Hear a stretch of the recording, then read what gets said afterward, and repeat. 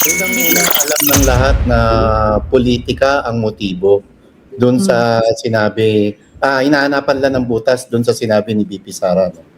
Dapat ang NBI hindi nagpapagamit sa politika. Bakit kailangan makisawsaw ni Matibag sa usaping ito samantalang wala pang personal na nagko-complain? Diba? Kung meron man, sa kanya ito harapin. Ang dapat priority pa rin ni Matibag at yun talaga ang hinahanap ng mga kababayan natin, yung investigasyon sa flood control projects at ano na ba ang ginawa nyong pag-iimbestiga doon sa 18 sundalo. Binusisi nyo na ba? Sinuri nyo na ba yung nilalaman ng kanilang mga testimonya na nakita nila at may patunay na may mga ebidensya sila na nag-deliver sila ng mali-maletang pera. Watching. Anong winawatch mo, Marlon? Baby.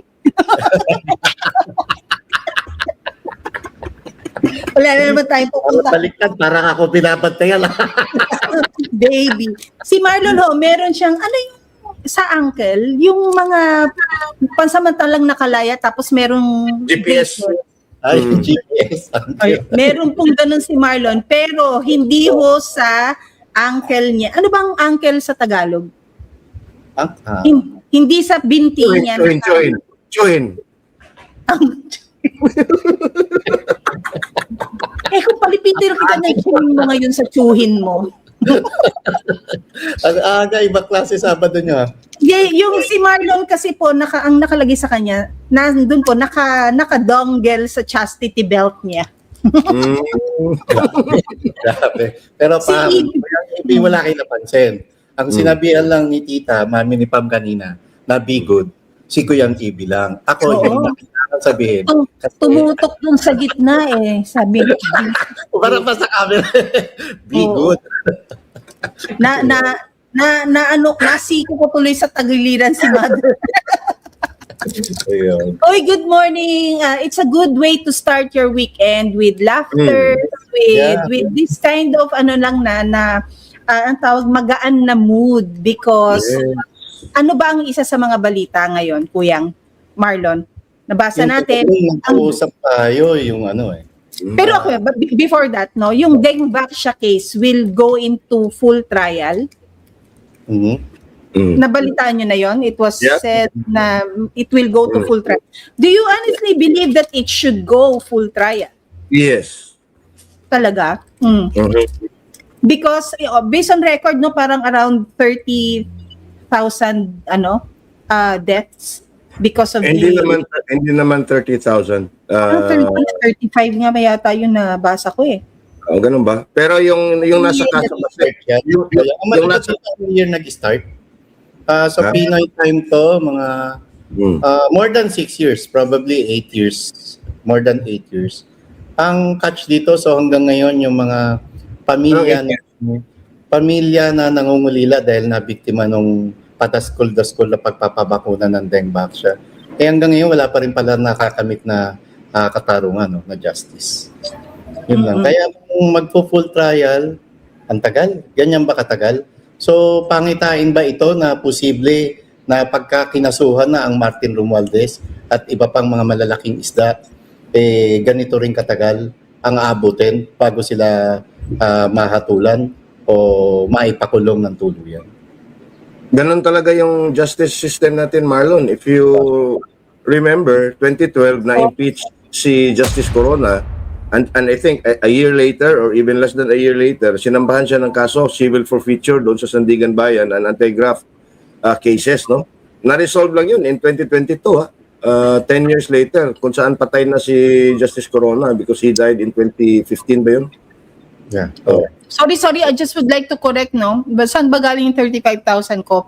I think it's less OA yung 35,000. 200, 300 plus? Yes. Around that, no? Yeah, Actually, yung balita na yun, no? Yung documented lang, is around 100 plus. Yung balita na yun sa sala na yun, no? But there were cases filed on about 30 or 35 na na-dismiss. So, and it's a separate case at yung petition nila, ang sabi, double jeopardy na daw.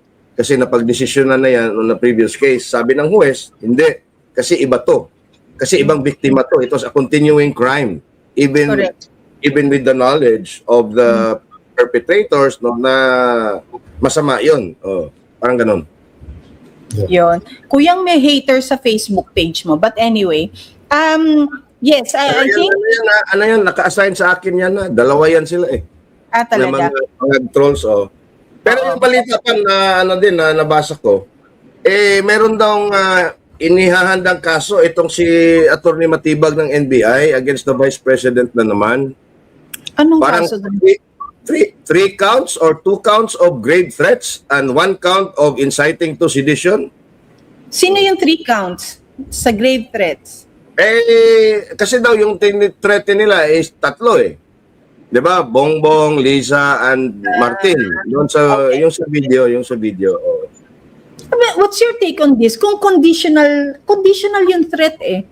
'Di ba? Na pag namatay ako. Again, let's go back to our discussion noon sa GC. Yung sabi mo, emotional cheating. Halimbawa, mag-on tayo. Tapos nag-on tayo, tapos sa aking Consciously. sa aking isip, no? Kalaguyo ko si Ann Curtis. Wag na si Ann. Sino? Baka mag-voice hintay ka pa dyan. So, ang sabi mo, Laguin mo na si Aling Bebang. Si Aling Bebang. Ito na lang, si Auntie Claire na lang. Okay. Kabembang ko si Auntie Claire. Kahit mag-on tayo. Tapos, hindi mo alam yun. Kasi alangan naman sasabihin ko sa'yo, di ba?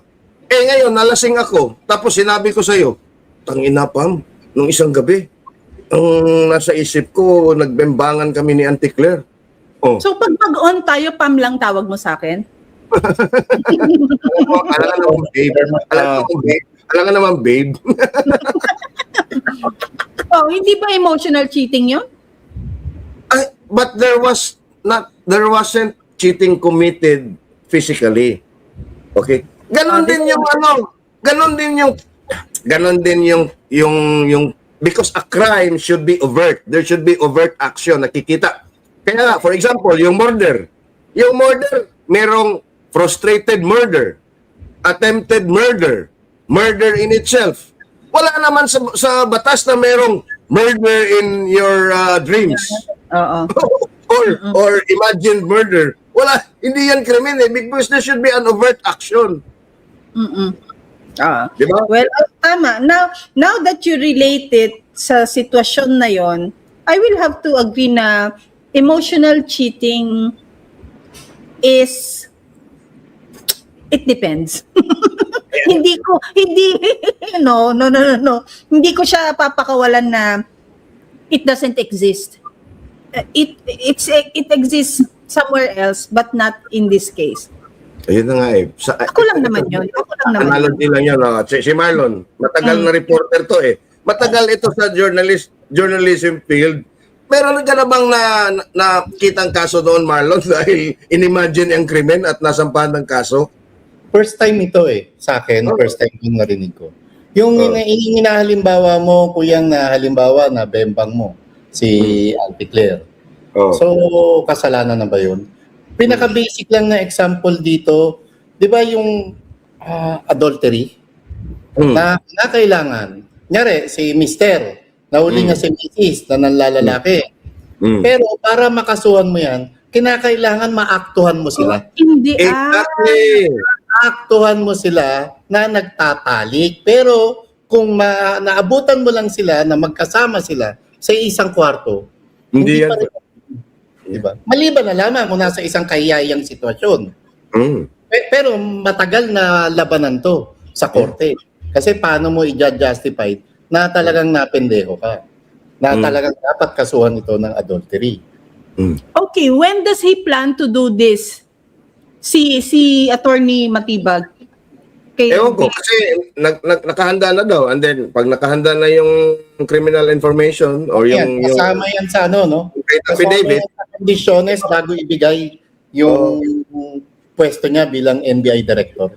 Ipapasa yan sa DOJ at DOJ na yung mag-ano. I mean, kasama yan sa kondisyones nung ibinigay sa kanya yung pwesto. Kasi si Matibag ang case niya, nasa pwesto na siya eh. Because he promised them the moon and stars. Diba? Yung iba, nag-audition pa lang for the position. Look at what probably happened to Representative Janet Garin. Di ba yung audition niya ng all-out support siya and protective of Sandro Marcos and all is because maybe she was hoping na itong case ng Deng Baksha ma-dismiss. Pero ayan na nga, bumoto ng sufficiency in form, substance, ano yung pangatlo, until grounds and then probable cause, di ba? So, lahat na ginawa niya, lahat na ng pag-indak-indak, pag-iskit, pag-anything else, no, resulted the next day, trial tayo sa Deng Baksha. Ang ganda. Ako we do not wish others of anything ill, no? But then, pag nakita mo, may inaapi kayo eh. May sarili kang legal battle na dapat yun ang tinutukan mo. Pero, eto ka na naman sa isang usapang legal ng ibang tao. Tapos, ayan, binato ka, sinampal ka ng katotohanan na harapin mo tong kaso mo. Di ba? Sometimes minsan, ito, real talk lang naman. Minsan hindi mo maiwasang magsabi na, ano ka ngayon? Buti nga sa'yo. Di ba? Di ba? Kahit ayaw natin sabihin na wini-wish natin sila ng kasamaan or anything. Pero sometimes, yung actions mo kasi, will only, you reap what you sow, sabi nga. Alam nga naman mag-harvest ka ng bayabas kung ang tinanim mo kamote. 'Di ba? Ang kamote sa ilalim ng lupa tumutubo, ang bayabas sa taas ng puno. Unang-una, alam ng lahat na politika ang motibo. Doon sa sinabi, hinahanapan lang ng butas doon sa sinabi ni BP Sara. No? Dapat ang NBI hindi nagpapagamit sa politika. Bakit kailangan makisawsaw ni Matibag sa usaping ito? Samantalang wala pang personal na nagko-complain. Diba? Kung meron man, sa kanya ito harapin. Ang dapat priority pa rin ni Matibag, at yun talaga ang hinahanap ng mga kababayan natin, yung investigasyon sa flood control projects at ano na ba ang ginawa nyong pag-iimbestiga doon sa 18 sundalo. Binusisi nyo na ba? Sinuri nyo na ba yung nilalaman ng kanilang mga testimonya na nakita nila at may patunay na may mga ebidensya sila na nag-deliver sila ng mali-maletang pera? Asa na ngayon yun? Isang buwan mahigit na to, ano na ang ginagawa ng NBI patungkol doon sa revelations ng 18 retiradong sundalo? Tama. At hindi lang si BP Sara ang pinaghahanda niya na filean ng kaso. Isusukwi na daw din niya si Baste Duterte. Dahil nga doon sa remark na ulo ni Marcos lang yung kailangan natin. Ganun din. So, tingnan natin kasi ako, I've been sued for grave threats, no? And less serious physical injuries. At kasi talagang gusto niya magkaso eh. So, hindi na ako nag-file ng motion. Nag-file lang ako ng counter affidavit. File ulit siya, file ulit ako hanggang sa it prospered into trial, no? Yung ano kasi, yung grave threat na yan, no? Kung meron kang kaso, kahit sa NBI yan, iimbitahan ka eh. At magkukonduct sila ng preliminary investigation din sa kanila, no? And sa NBI pa lang, pwede yang i-strike down na ay hindi pala 'to magpa-prosper. Pero sila yung nag-initiate eh. Meaning to say, atat talaga yung NBI. No? Iba kasi yung may private complainant eh. So pakinggan mo yung private complainant, pakinggan mo yung respondent, and then ikaw mag-decide sa iyong investigation as the NBI. Ngayon sila mismo ang atat eh. Nakasuhan si BP. Does this mean now na hindi nila ipapatawag or ipapile pa talaga nila? Pero ang problema dyan, sinong prosecutor ang tatanggap dyan at hindi i-dismiss at it will be filed in court at find sufficiency in or probable cause. Pero di ba nangyari na yan last year na pinatawag din si VP pero mga lawyers niya ang nag-attend? So how come buhay siya ulit under Matibag? Yeah. Puro rehas nga ito, Pam. Rehas. Yung gobyerno to nabuhay sa mga rehas na istorya, nabuhay sa mga tanim kaso. Totoo. Ano Marlon, Yeah. sorry, yung ginamit mo daw example, depende daw kung sinong vocabulary ang mag-interpret. Nahuli ba or na-stop ni Mrs. si Mr.? Oo nga. Na-stop, di ba? Eh, naku, si Claire talaga, gumawa ng kanyang legacy sa PCO. No? Ginulo niya yung vocabulary ng wikang Pilipino, no? Oo nga, di ba? Sabi, naku. Well, anyway, no? Okay, since we're talking about Vice President Sara Duterte now, no? On Monday, May 4, magbubukas ang sesyon ng Kongreso sa mababa at mataas na kapulungan. And Tito Soto said that forthwith means the following day, the next day. Yun ang interpretation niya. So, it is again likely to happen na magkakaroon ng impeachment. Okay, fine. Alam na natin yan. Since kumakalat din naman ang mga bali-balita na una na nanligaw si Sandro Marcos, di ba, ng maraming kongresista na ipasa ito sa plenaryo. So, mangyayari yan. Alam natin mangyayari yan. Ready din naman ang legal team ni Vice President Sara Duterte. Okay, punta tayo sa senaryo ng Senado. Sino ang inyong mga yes, no, at sway votes? Sino ang inyong... Ano natin? Yung yes? Sa ano muna? Sa yes. Of course, yes muna. Hindi, umpisa Or no, natin. no. Pwede, sa no muna. Siguro ilan lang yan. So, sino Sa ang no, no? sa no sa akin, yung 9 ng minority. Solid, sa tingin mo? Hindi man natin masasabing solid kahit doon sa yes ng majority. Tansya lang natin din 'yan, no? Kasi halimbawa sa minority, meron ding mga diyan, meron ding mga pangalan na mga could be pressured or coerced, no? Sa minority?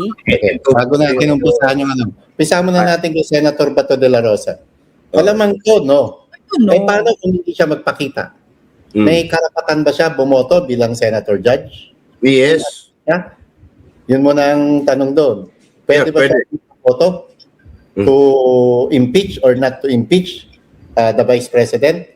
Pwede siya Considering na hindi siya magpakita bilang senator judge? Pwede. Pwede siyang Pwede. bumoto. Oh, Pwede. no yan. Ako no. No No. yan. Walang duda. No yan. So, No. sino pa ako yan? Minority Ang, muna. ang tinitingnan ko diyan na sway vote sa minority. Sino nga ba ulit yung nasa minority? Yung Bongo, Bato, Robin, Aimee, Marcoleta, Chis Escudero, Joel Cayetano. Villanueva, Alan Peter Cayetano, sino yung pangsyam? Camille? Marcoleta. Minority ba si Camille? Wala, Hindi. no? Si Camille. Majority silang dalawa magkapatid eh. Robin. Nasabi mo na si Robin? Sabi ko na. Ayan na nga. Yung tatlo munang PDP.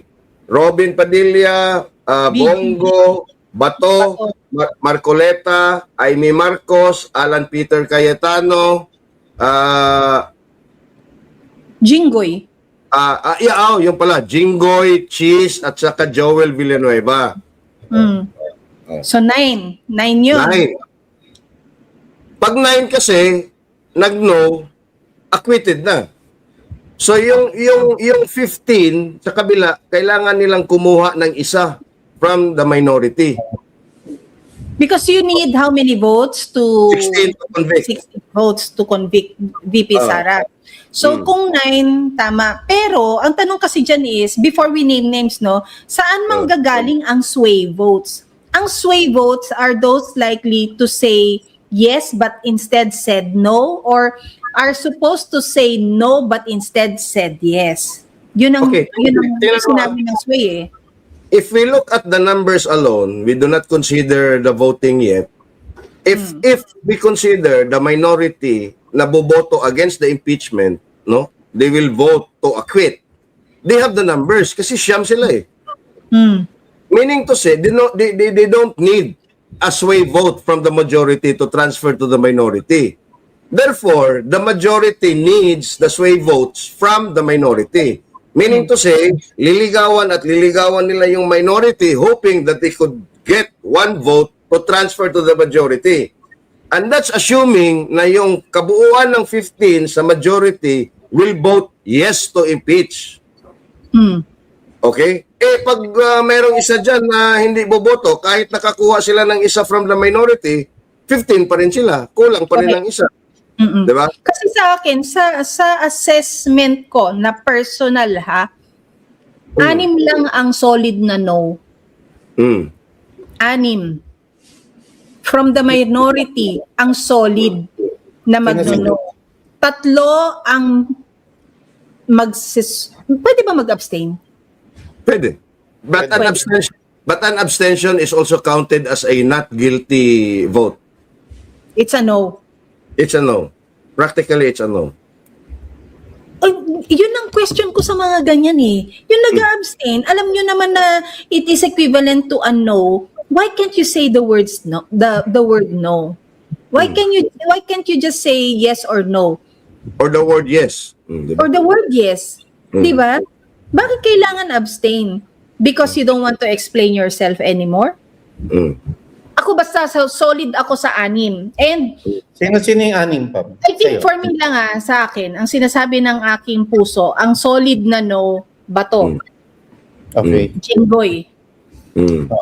Cheese, lalo na yung ginagawa nila kay Cheese ngayon, di ba? Hindi naman yan papayag na magpayurak. Marcoleta. Robin.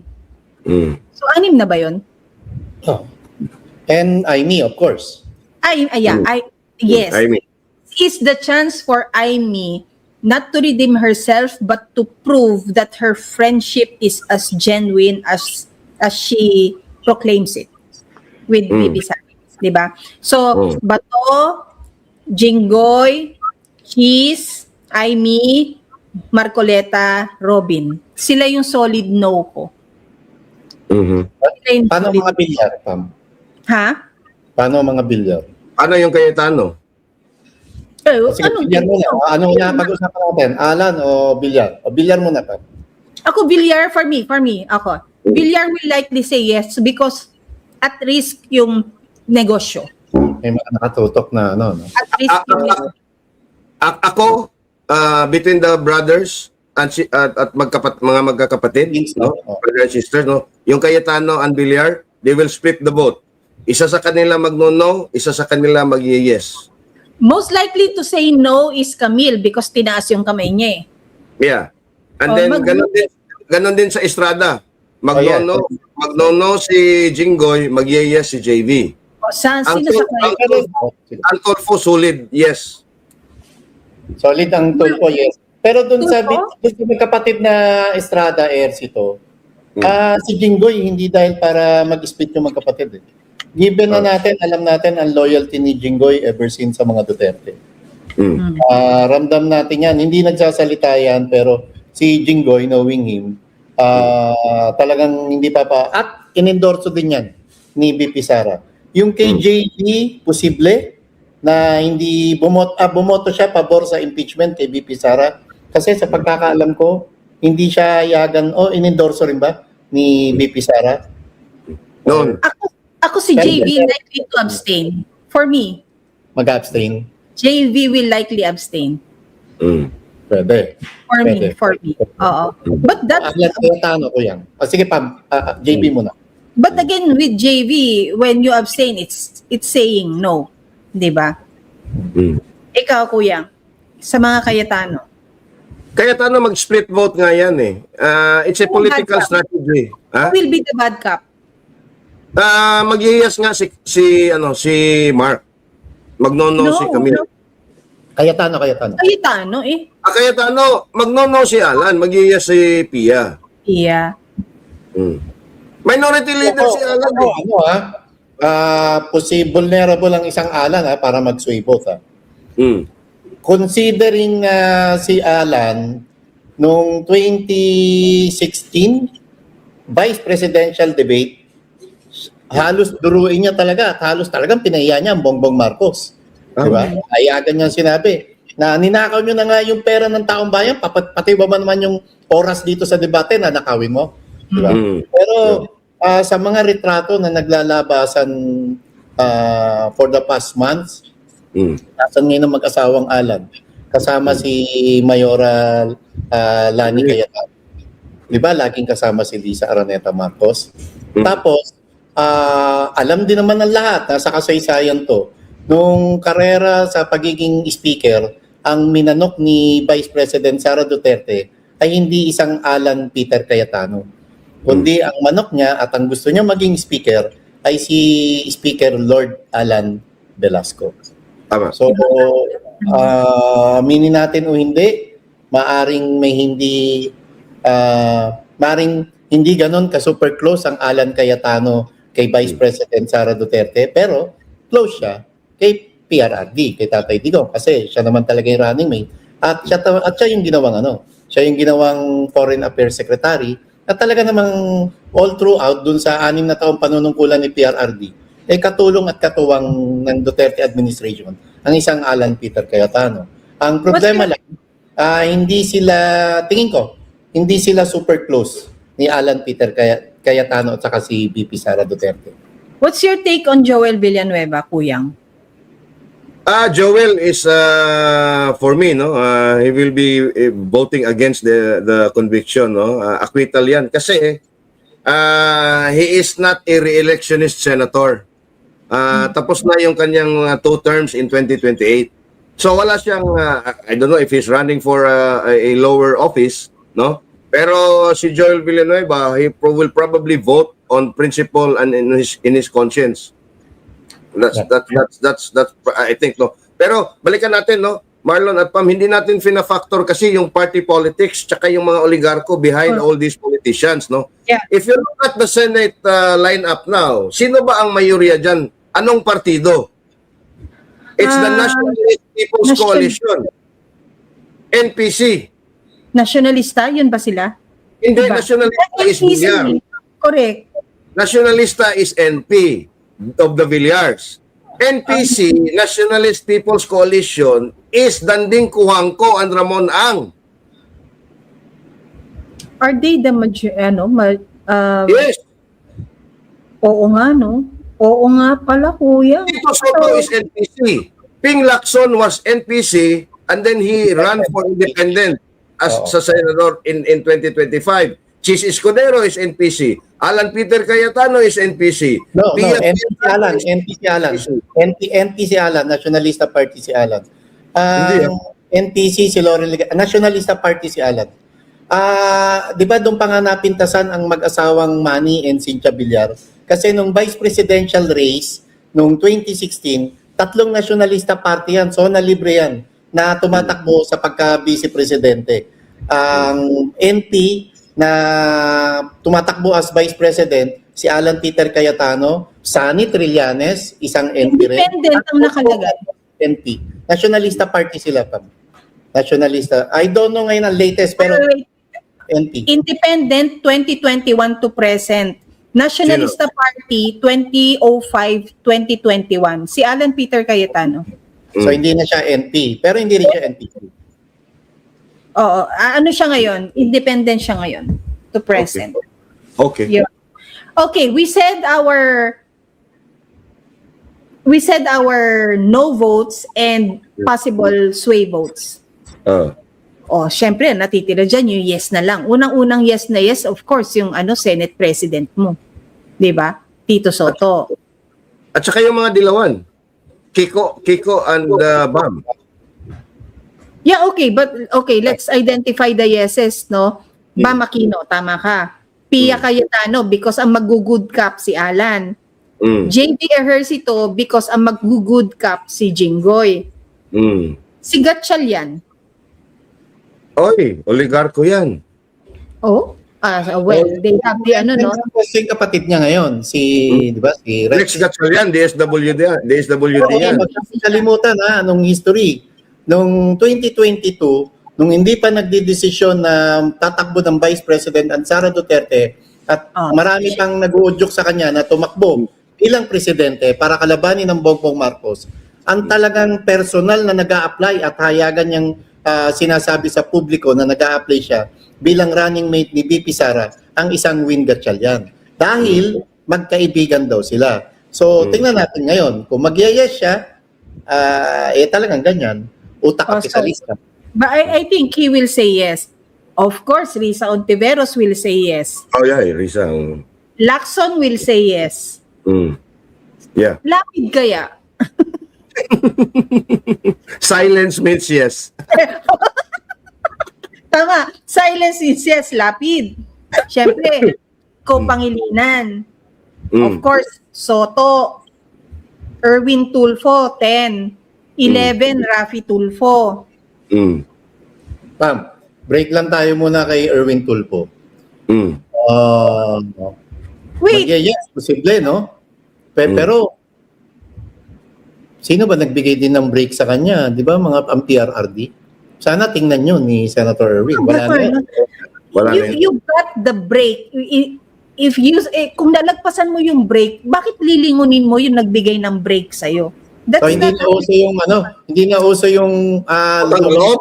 Galingan mo, yung utang na loob, no? Wala, hindi na uso ngayon yan. Bongbong nga, walang utang na loob eh. Bakit naman magiging uso? So, okay, we proceed. Erwin Tulfo, Raffy Tulfo, 12. Number 13, Mark Villar, because Camille will be the good cop. Tama? Zubiri. Sway. Yan, yeah. 50-50 ako dyan kay Zubiri, no? Dahil Mindanaoan yan, no? Bukidnon yan, no? Is he re-electionist? Re-electionist. Re-electionist ba siya in 2028? Hindi ata eh. Parang parang graduating din yan. Sila Lauren at si Joel. Pero bata pa si Migs, ha? Migs, bata ka pa, alam mo yan. Bata pa si Migs. Pwede pa siya mag-antay ng 3 taon para makabalik siya. Pero let's be reminded anong nangyari kay Migs. Siya yung Senate President nung pumasok ang Bongbong Marcos administration.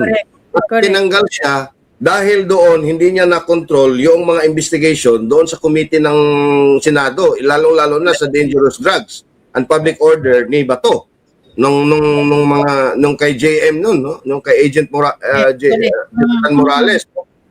Pinalitan siya ng isang Chis Escudero. Ngayon naman ay pinalitan ng isang Tito Soto kasi kumontra nga sa gusto ni Lisa Marcos.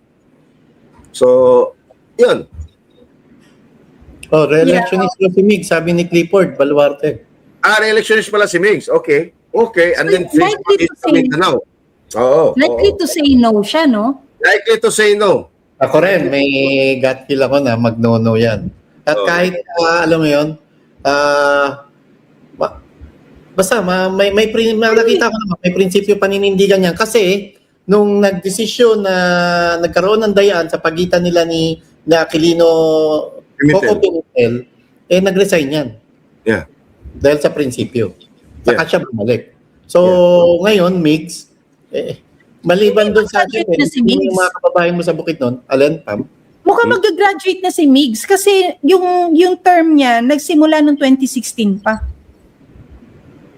Di 2022. And then 2022 to 2028. Sabi ko nga mag-graduate yan sila ni Joel yan at si Lauren. Sino yung isa kuyang Joel? You think Joel will graduate? Graduate yan. 2016 din yan nag-umpisa. Villanueva?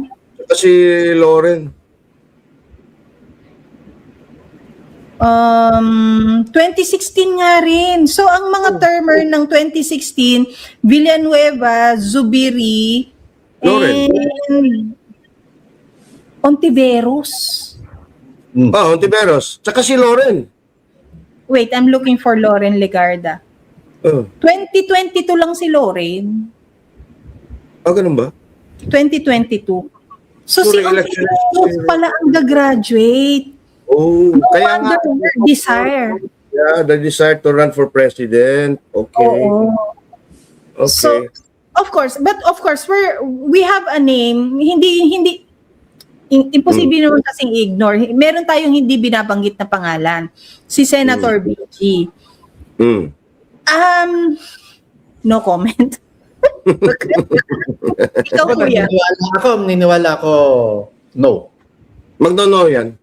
Kahit ba may pera ibigay dito sa PDP senators, niniwala ako, no. Magnono yan. Respect, Dapat. utang na loob, pagmamahal kay PRRD, tapos kay VP Sara. At saka for his own political survival, he still has until 2031. Totoo naman. Kapan nga siya nitong election eh. Yes, so I don't think he will squander his political capital by just he will absorb everything that this administration will probably throw at him, just like Chis Escudero, just like Joel Villanueva, just like Jinggoy. If those three na who were allied with Bongbong Marcos noon can do that, no? I do not think na hindi pwedeng gawin yan ni BG no matter the threats, no? So I think na he will not be a sway vote. Si Tulfo nga pala re-electionist kasi nauna siya kesa sa kapatid niya, di ba? Si Rafi. Yeah. So, re-electionist sa 2028. Si Rafi. Oh. Oo. Will he run for Senate or higher position? Sinabi na niya. Sinabi na niya na he will not be running for other position except to be re-elected for the Senate again. Kaya nga tinatanggal na yung pangalan niya ata sa mga presidential surveys eh.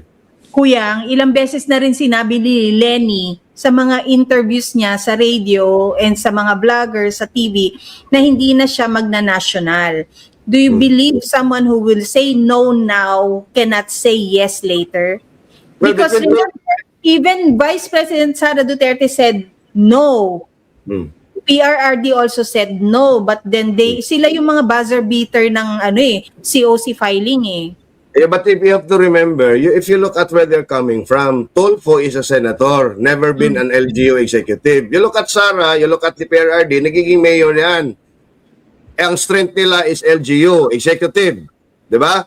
Si Lene, anong ginawa niya? She's trying to use the Duterte playbook. Nag-mayor siya sa Naga. Hindi ako tatakbo. Pero alam naman natin na umuupo na yan sa mga oligarko. Nagsusolicit na ng mga funding, ng mga support. May alam ka? Hindi. Pero naririnig ko lang. May bubuyog dito sinasabi. So, tignan mo. So, ginawa niya between Lenny and Rafi, maniniwala ako kay Rafi. In all honesty, in fairness to si Rafi, And I think because also Rafi is enjoying yung Senate stage, no? Yes. Nag-enjoy. Silang magkapatid actually is enjoying the Senate stage, especially with Erwin Tulfo. We saw, Marlon, nakita natin kung gaano siya ka-effective na secretary. Let's give it to him. I won't give it to him. Hindi siya effective na secretary. Well, the way I saw it or him in action back then, I would say, just for that duration na naging secretary siya, wow. I will not assume yung hindi niya inassume na oras na pagiging secretary niya. Pero yung short time na na-assume niya yung office niya, I found him effective, especially sa comms niya. Not because he is a friend or anything, pero nililimit ko dun sa duration na yun lang until he got confirmed, until he was not given the chance to be confirmed. Yun lang, dun lang. Nakita ko naman kung paano siya walang gana as a congressman. Why? He was not very active sa mga committee hearings, di ba? Nasa back end lang siya.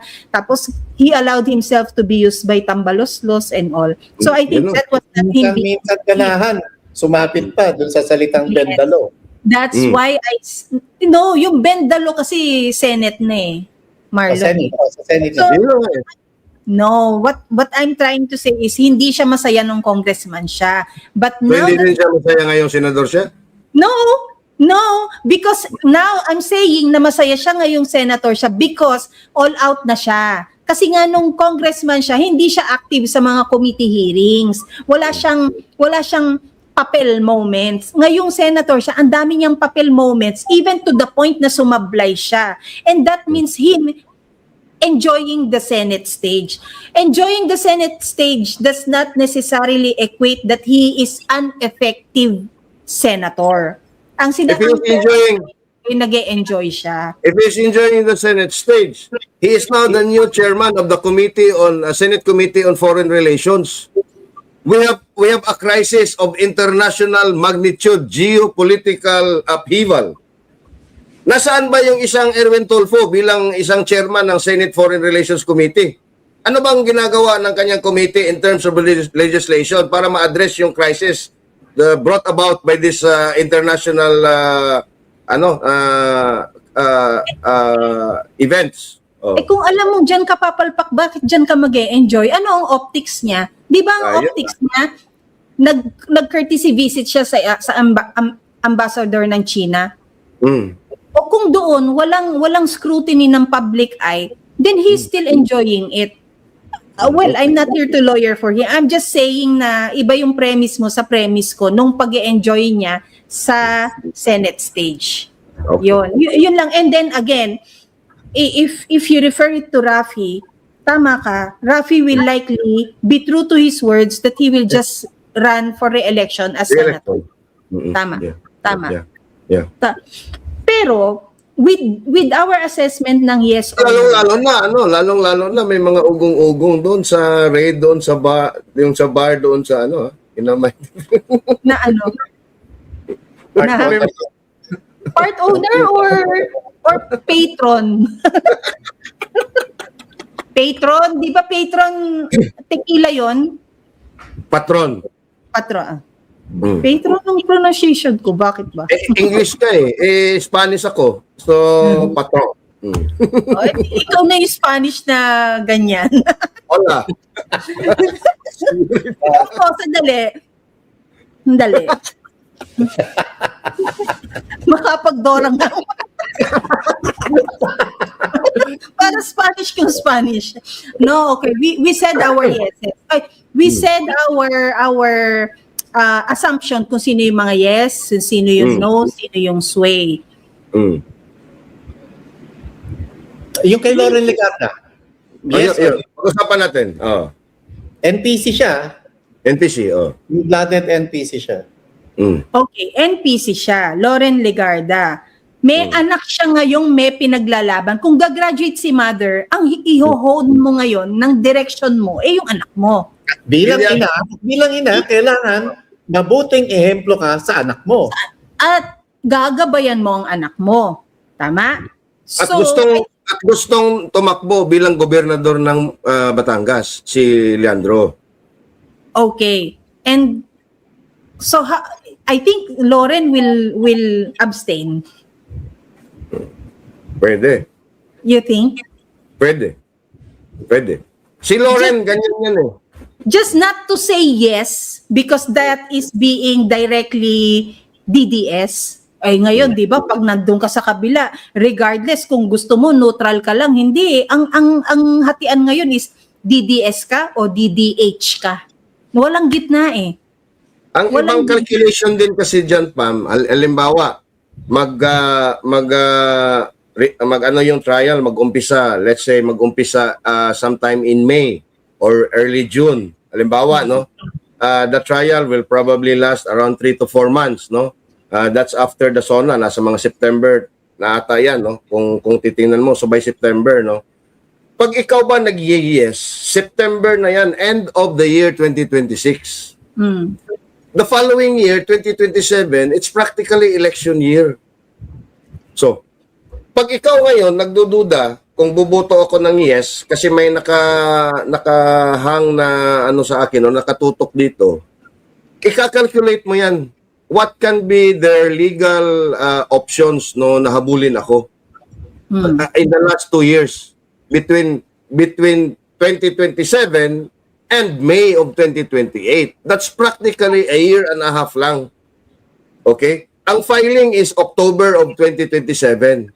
Pag finailan ka ng kaso, kung re-electionist ka, hindi pa rin yan enough time para ma-declare ka na hindi pwede or perpetual disqualification para hindi ka makapag-file.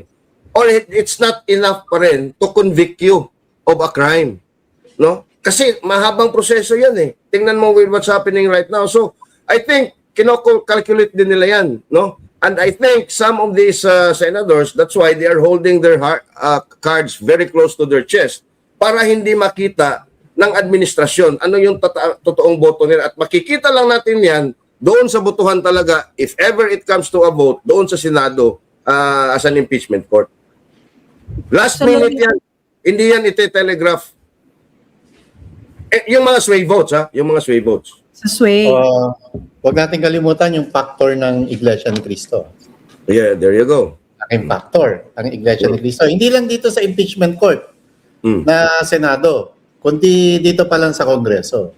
Maliban doon sa Mindanaoan and Visayan voters, nagdadalawang isip ngayon yung mga kongresista na bumoto para i-elevate sa Senado yung impeachment case kay BP Sara dahil may factor ang Iglesia ni Cristo. Pero Marlon Pam, I don't believe that again. Sabi ko na nga tingnan mo yung report. Yung nagbumoto, unanimous 53-0 on the finding of probable cause. Sino ba yung nandun na mga Cebuano congressmen? Duke Frasco, Lollipop Oano, Rhea Golias, Daphne Lagun. Yun lang ang apat nakita ko. Ewan ko yung iba. Because, Kuya, the major stage is not the committee stage. Ang major stage is the plenaryo stage.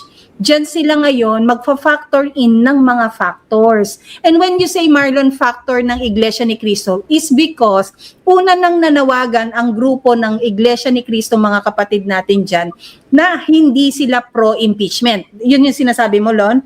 Yes. Yun yung reference mo. And if you go against that, it is likely na hindi mo makuha yung endorsement ng INC block voting. Yun ba ang sinasabi mo, Lon? At lahat ng politiko lumalapit sa Iglesia ni Cristo, nagmamano, nanliligaw at humihingi ng tulong para suportahan yung kanilang kandidato sa tuwing araw ng eleksyon. Yes, okay. So, totoo yan. Hindi. Inaano ko lang, nire-recall ko lang para din maalala nung iba nating mga kababayan, no? And yung mga listeners natin. So, Kuya, hindi kasi pwedeng mamatay yung istorya sa committee level. So, kaya lahat yan, nag-yes doon. Pwede nga sasabihin nila, audition pa lang naman eh. Sa plenaryo, magkakapilian kung sino yung magiging actors talaga. So sa plenaryo ngayon, mag-a-assess yung mga factors ng mga block voting or block endorsement na yan pagdating sa election, kung sino-sino sa kanila ang mag-yes, kung sino-sino sa kanila ang mag-no. Pero, meaning to say, nag-yes ka sa committee level for finding of probable cause, tapos mag-no ka sa plenaryo to send it to the Senate? No, I am expecting that this 53 will mag-paperma. Yes, will dapat sa 53 na yan, hindi kayo pwedeng pagdating sa plenaryo. Let's say si Janet Garin. Hindi pwedeng sabihin, ay, nako, inilabas yung sa Dengvak siya. No ako dito sa plenaryo. Cannot be. Cannot be. Lalong mas magagalit sa'yo ang tao dahil doble kara ka kung ganun ka. Panindigan mo na kung nasaan ka. Yun lang yung akin. That's why I'm expecting that this 53 will still be a solid 53 yeses pagdating sa plenaryo. So, bubunuin na lang nila ilan para sa 53.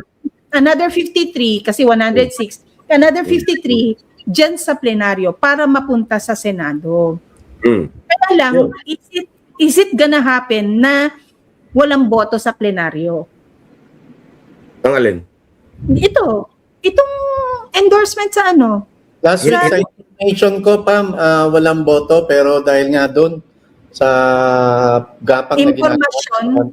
na excuse ng isang Sandro Marcos, mukhang nadadagdagan yung numero para i-impeach si BP Sara. Okay. Ikaw, Kuya. Ako, I still believe they will have the numbers. 106 is just a pretty small number compared to the 305 ngayon. No? Wala nga sa kalahati yan eh. So, again, I go back to Lakas CMD. Nasa 80 sila ngayon. I go back to the NUP na ngayon ay nag-uusap na raw sila at may statement si Valeriano na hati daw. Divided daw yung NUP, National Unity Party, which is actually the political party of Enrique Razon. So, pag divided sila, malamang divided din yung lakas. But that's 80 plus 20 plus, that's 100. Pagka equally split sila, that's still 50. You only need 53 more for the 53 yeses doon sa Injustice Committee. But you still have the Makabayan block, which practically is around 7. So again, eventually they will have the numbers. Yun ang sa tingin ko. Unless meron talagang nangyayari ngayon behind closed doors na pag-uusap dyan, especially on party lines, especially yung sa lakas, ha? Kasi ang powerhouse na partido dyan sa mababang kapulungan, lakas talaga ni Martin. So ngayon, if they are fragmented, saan sila ngayon pupunta? Kasi maghanap ng partido yan eh. Most likely, either NPC or NUP. And probably a bit doon sa NP, no, ng Villar, and probably more doon sa PFP, na partido ni Bongbong Marcos at ni Sandro Marcos ngayon, at ni Speaker Bogie D, no. So titingnan natin yan. But again, Marlon and Pam, no, assuming na lang na madadala ito sa Senado for a full-blown trial. A lot can happen between those dates because ang daming petition sa Korte Suprema. Naglabas ng statement si Ridon na, hoy, BP Sara, i-drop mo muna yung petition mo sa Supreme Court para makapag-participate ka sa impeachment. Pero hindi ba parang yun, Kuyang? Parang pakiusap yun na, uy, wag mo nang ituloy yung Hindi, it's a flawed logic of an elementary school, not a lawyer. Oo. Kasi yung reply ni VP Sara was a reply ad cautelam, a reply with caution. Meaning, nagre-reply kami, even if may petition pa kami, not recognizing the entire process, okay? But, we reserve the right to defend ourselves, to defend myself. Yun ang pagkasabi. Ang mga sinasabi din dito sa comment section, Kuyang and Marlon, no, ang maleta ay makapangyarihan. Tapos ang sabi, may Sandro... Ito mo lang sa maleta, Pam. Sandali lang, sabihin pa ako, may Sandro Marcos at mga maleta. Okay. Kasi, Pam, merong ilang senador ang pinatawag. At paglabas, hindi maleta pero may bit-bit na... Huwag mo sabihin duffel bag yan. Duffel bag na. Ganito ba? Kung sino po senator na to, di ko sasabihin. Ha? So, hindi na tayo eh. Anong duffel bag? Sandali Maruming damit. Ayan. Maruming damit. Ano to? Mga damit na pinatuyo sa araw ng probinsya. Wow. Mabango yan. So, labang, ano ba yan? Labang, ay hindi bomba? Hindi, palo-palo. Ganun kayo, palo-palo. No? Palo-palo, oo, palo-palo. Eto, ganito na lang ba ang pinamimigay ngayon? Hindi na daw maleta? Masyado na mainit sa mata ang maleta eh. Kasi pag ganyan, maaaring isipin mo, dokumento. Marlon naman, kayo na lahat nalalabas sa isang meeting. Kayo na lahat nalalabas sa meeting room, may mga dalang ganito, hindi ka magtataka din. Ano yun, nagpalaba ka rin sa loob? Dokumento. Paano sila nakapasok kahapon na grabe yung harang doon sa Malacanang? In-extend na nga nila doon, pati doon sa ang layo na nga sa Mindiola eh. Hindi ka sure kasi dyan kung kahapon. Hindi ka sure dyan. Okay. Yung kahapon, iba din ang barikada kahapon. Pero saludo sa lahat ng mga lumabas kahapon na ating mga obrero na pinaglalaban kung ano yung karapatan nila. Taon-taon na lang nakikita natin yung ganyang eksena sa daan. Pero napakaraming lumabas kahapon. Napakarami.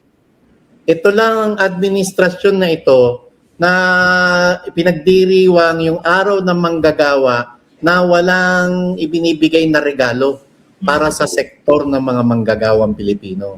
Kung tatandaan natin ang bawat government kahit nung panahon ni Cory Aquino after ng EDSA Revolution, lagi silang may regalo, lagi silang may announcement. At wag din nating kalimutan na ilang araw bago mag-eleksyon, noong 2022, humarap sa mga manggagawa ang isang Bongbong Marcos sa pamagitan ng People's Forum, ang tawag doon, Pam? Sa TUCP? Tatanda mo yun? TUCP. Chuhin ni Eder Romualdez yan eh. TUCP. Ang People's Forum nga. si Erwin Tulfo. Oo. Diba? Kung saan nakadaupang palad niya yung mga manggagawa at doon pinag-usapan kung paano tutugunan ng isang Bongbong Marcos sakaling presidente na dyan ng Pilipinas yung lahat ng hinaing, kagustuhan, karaingan ng manggagawang Pilipino. Pero kalipas ang 4 na taon, ano na ngayon? Ang ibinigay mong regalo, ang ibinigay mong benepisyo, ang ibinigay mo sa pinangako mo noong nakalipas na 4 na taon sa manggagawang Pilipino. Wale. Para kang bago ng bago, Marlon. Kapag nanliligaw, iba ang effort, iba ang pangako. Todo yan, very sweet yan. Pero kapag ngayon na nakaupo ka na, Kuyang, I'm referencing to Marcos, hindi ikaw. Na-hurt ka kaagad. Hindi mo makita yung expression ng mukha mo. Si Marcos, hindi ikaw. Na-hurt ka? Gigil mo ko. Ayun. Actually, totoo naman. And hindi nga siya nag-alinlangang ipakita na, di ba, na nanloko siya ng tao eh. Ni wala nga siyang ginagawang pagkabig para sabihin na, kahit kung wari lang, I will have to put up a front that I have to be grateful to them. Wala nga ganun eh. Diba? Tapos ang usaping Zaldi ko, wala na rin. Nalusaw na. Ibalik. Ibalik. At next week, abangan natin kung sumagot na ang Malacanang doon sa kautusan ng Supreme Court para sa magbigay ng komento hinggil sa petisyon na inihain sa kataas-taasang hukuman na dapat magpasailalim sa air follicle drug test at ilabas ang medical bulletin ng isang Bongbong Marcos. At saka yung mga kaso ipafile daw umano ni Boyeng Rimulya against Chis Escudero. At kung ano na yung nangyayari doon sa kaso against Martin. Kung meron na bang warrant na ilalabas. And of course, yung kaso ni Director Matibag, may hinihintay din tayo sa Korte Suprema eh. Yung oral arts nitong impeachment. Diba? And you already said it and I will have to believe you that timing is everything. Exactly. No such thing as coincidence, no? Yep.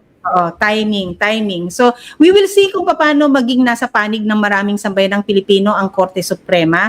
At of course, patuloy na suporta at dasal para kailangan tayong lumayo sa usapan ng impeachment, not because meron tayong iniiwasan or anything. Wala tayong nakikitang solidong mga ebidensya, kundi ang nakikita natin is isang power play ng isang political aspiration and political persecution na ginagawa ng Administrasyong Marcos.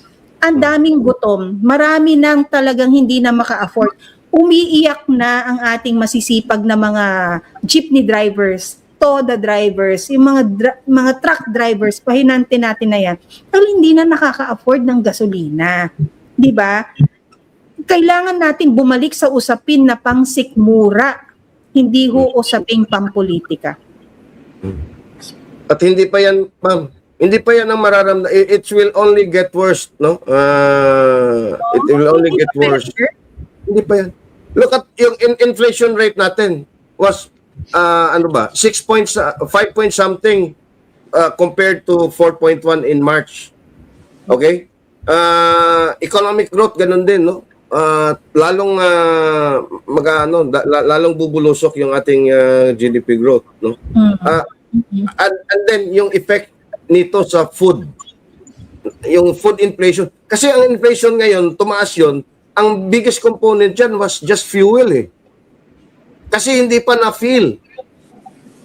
Next few months, dahil may El Nino, walang magtatanim kasi tagtuyot, walang magtatanim dahil walang pataba, dahil hindi pa rin naayos yung sigalot dyan sa Middle East, kung saan 35% of the world's fertilizer supply is coming from, and then yung ibang mga karatig bansa natin ay magta-tighten ng kanilang export sa bigas, you will have food inflation. And if you have fuel inflation, food inflation, but you have a stagnant economy, ang tawag diyan is stagflation. Hindi naaabot ng iyong income ang pagtaas ng presyo. Kasi yung GDP growth mo, ang paglago ng ekonomiya mo ay pababa habang lahat ay pataas. Yan ang problema. Nakakayak nga isipin na ang halaga nga ng piso mo ngayon, 50 centimos na lang. Nakakayak Pam. Sorry. Sige, Pam. Go ahead. Hindi, sabi nga nila, 75 cents daw ang value ng piso natin ngayon. I don't think so. 50 centimos na lang. On paper, it's 75 centavos. Yes. In reality, it's even less than 50 centavos. 25 cents, no? Sa 2 linggong magkasunod, pinaramdam tayo ng kakarampot na oil price rollback. Pero sa darating na Martes, meron na naman panibagong pagtaas sa presyo ng krudo at petrolyo. And then mind you, a few days ago, the BSP raised its interest rates 25 basis points. Medyo hindi yan malaki, no? But if you want to avail of a housing loan, a car loan, or any other loan for that matter, tataas na yung interest na babayaran mo because the BSP just raised rates to temper inflation. But you can only do so much. Halimbawa, magre-raise na naman sila ng rates, sino pang mangungutang? Ang taas na ng interest. So wala na namang expansion yung mga negosyante. Totoo.